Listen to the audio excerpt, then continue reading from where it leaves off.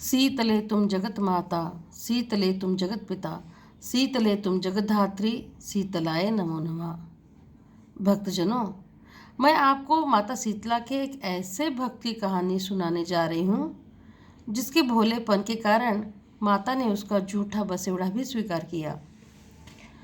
उत्तर प्रदेश के एक देहात में एक बूढ़ी अम्मा रहती थीं। वो माता शीतला की बहुत बड़ी भक्त थीं। हर चैत्र मास के कृष्ण पक्ष की अष्टमी से लेकर आने वाली 3 अष्टमियों को माता के लिए सुंदर बसेवड़ा बनाती थी। बसेवड़ा यानी बासी प्रसाद।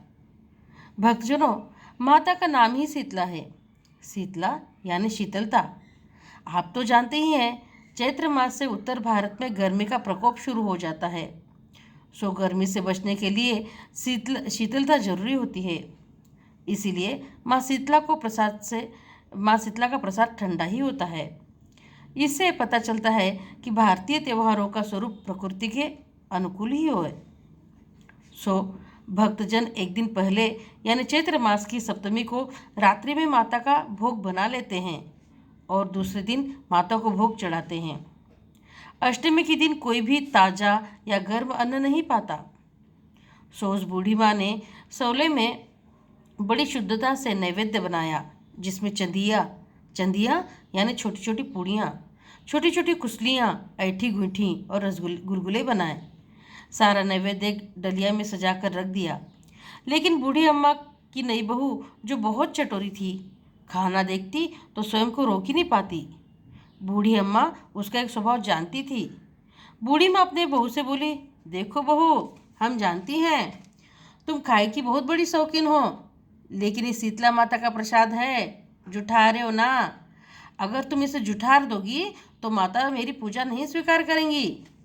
बहू बोली, नहीं नहीं अम्मा, हम भी पूजा पाठ जानती हैं, नहीं जुठारेंगे। लेकिन बहू तो बहू ठहरी, अपनी आदत से मजबूर। अपने आप को कितना रोक पाती। प्रसाद की खुशबू से सारा घर भर गया था। बहू की जीभ लपलपाई। वो रात में चुपचाप उठी, प्रसाद की भरी डलिया से 2-4 पूड़ियाँ और गुजियाँ लेकर चुपचाप खा गई। बूढ़ी माँ को इस बात का पता नहीं था। वह प्रातः उठी और घर की पूजा की। माता शीतला का करवा रखा। उसने करवे की पूजा की। नीम के डगियों से पूजा की थाली के ऊपर रखकर और पूरियाँ कुसलियों से भरी हुई डलिया लेकर पूजा करने चली गई। मंदिर में सुहागिनों की बहुत भारी भीड़ थी। सारी औरतें बड़ी भक्ति भाव से माँ शीतला की पूजा कर रही थी।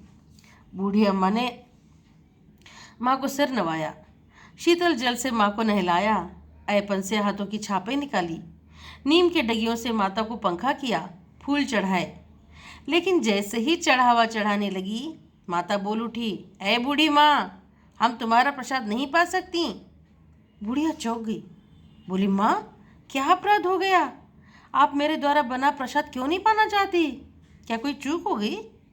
माता बोली, बूढ़ी अम्मा, क्या हमें झूठा प्रसाद देना चाहती हो? बूढ़ी माँ बोली, नहीं नहीं माँ, मैंने प्रसाद तो झूठा नहीं किया, मैंने बड़ी शुद्धता से प्रसाद बनाया है।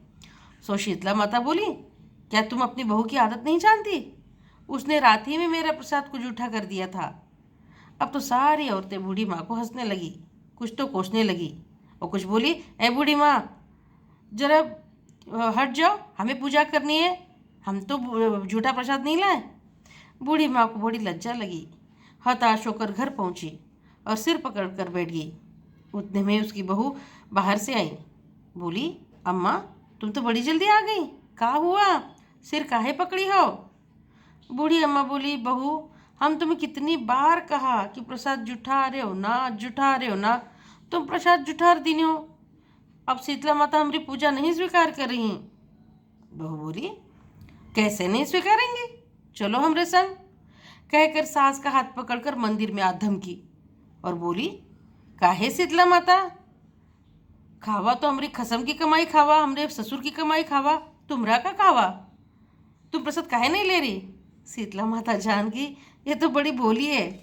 उसके भोले भक्ति से रीझ कर माता साक्षात प्रकट हो गई और हरी हरी चूड़ियों से भरा गोरा गोरा हाथ आगे करके माँ ने प्रसाद स्वीकार किया।